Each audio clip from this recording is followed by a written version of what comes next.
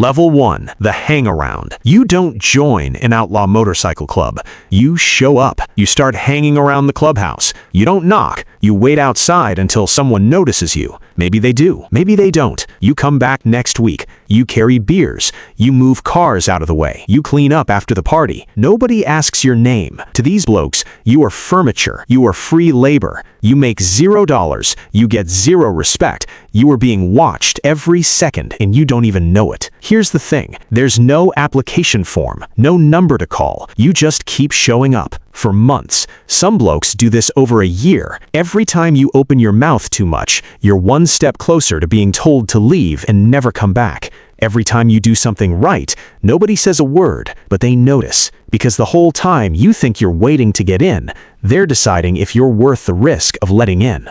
And most people never make it past this. Level 2. The Prospect. They pull you aside one day. You want to be a prospect? You nod. You've been waiting for this. Here's what you just signed up for. You get a patch, but it's not the club's patch. It's a half patch. It literally says Prospect on it. You're branded as owned. Property of the club. Your life belongs to them now. A full member can order you to do anything at 2 a.m., and your answer is yes. Drive 4 hours to pick someone up, wash 30 bikes in the rain, stand outside a pub all night making sure no rival club members walk in. You attend every single church meeting. That's what they actually call it. Church. Miss one without approval, and you're done. Every club run, every event, every barbecue, you are always there, always the last to leave. In Australia, clubs like the Hells Angels and Comancheros have prospects doing this for 1 to 3 years. Some clubs stretch it even longer. But here's the part that gets people. Prospects get used as legal buffers. You're the one handling things that get people arrested.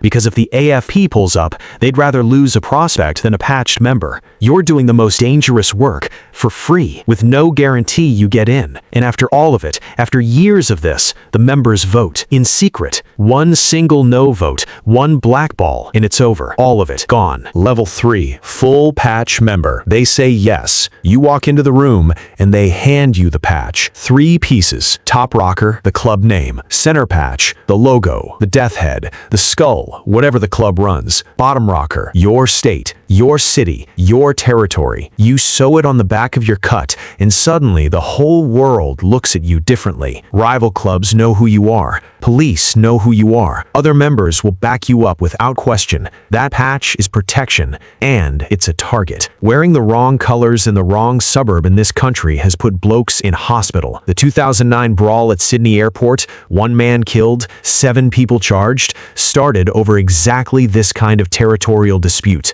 In the middle of a busy terminal, in front of families and kids. Now, you attend church as a voting member. What gets said in church stays in church. You vote on who gets patched in, who gets kicked out, and when the club goes to war. You have arrived. But mate, you're still mid-level. The real power is above this. Level 4. Sergeant at Arms. Not everyone gets here. This is a voted position. If the club elects you Sergeant at Arms, it means one thing. You are the scariest man in the room. You control security at the clubhouse. You decide who comes in and who doesn't. You're the enforcer. When a member owes the club money, you collect it. When someone breaks the rules, you deal with them. But the job that defines the role, the one that makes grown men go quiet, is stripping a patch. When a member gets kicked out of an outlaw club, it's not a letter in the mail and a handshake. The sergeant at arms does it publicly, in front of everyone. He takes the patch off their back. Some clubs cut it off. Some burn it in front of the whole chapter. It is deliberate, it is brutal, and it sends a message to everyone watching. You cross the club, this happens to you. Level 5. Vice President. Every chapter has a vice president. When the president is unavailable, under surveillance, interstate, or sitting in a remand cell, you make every call. But here's where it gets politically dangerous. You were powerful enough to take the throne, which means the president always has one eye on you. Outlaw club history, here and overseas, is full of vice presidents who got removed before they could make a move. You have to be strong enough to run the chapter, but smart enough to never look like you want to.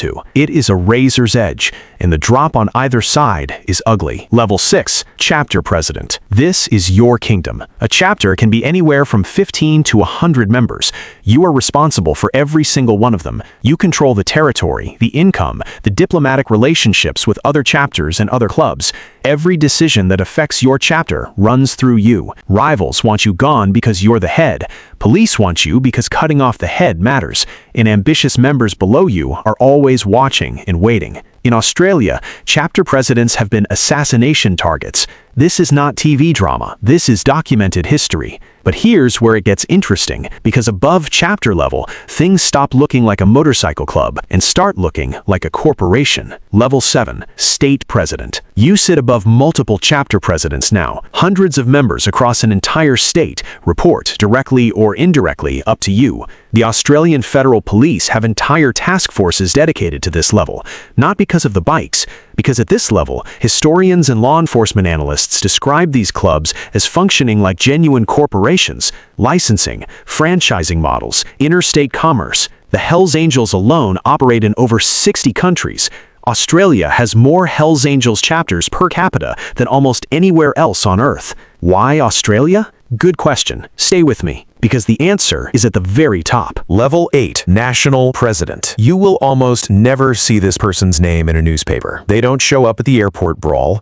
They don't get photographed at the raid. They don't touch the product. They don't touch the cash from the rackets. They don't have to. The entire structure, every level below them, exists specifically so they never have to. The National President deals with the International Mother Chapter. For clubs like the Hells Angels, that means Oakland, California. You don't become National President of an Australian chapter without approval from overseas. This is a global organization with global politics. They approve new chapters being formed across the country.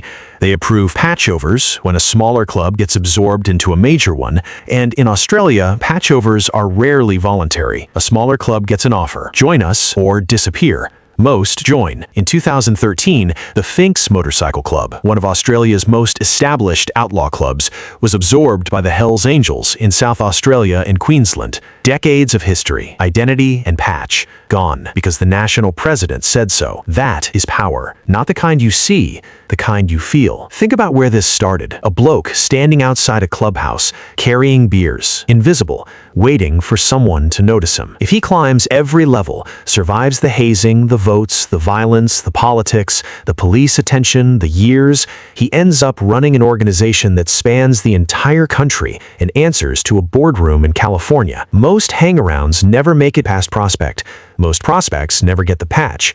Most patched members never rise above member. The ones at the top have been doing this for 20, 30, 40 years. They've buried friends, they've done time, they've watched rivals fall, and they're still there. So next time you see a bloke in a cut rolling down the highway, he might just be a guy who loves bikes in the open road. Or he might be running a chapter of 300 men, and you just drove straight past the most powerful criminal organization in your state. Fair dinkum.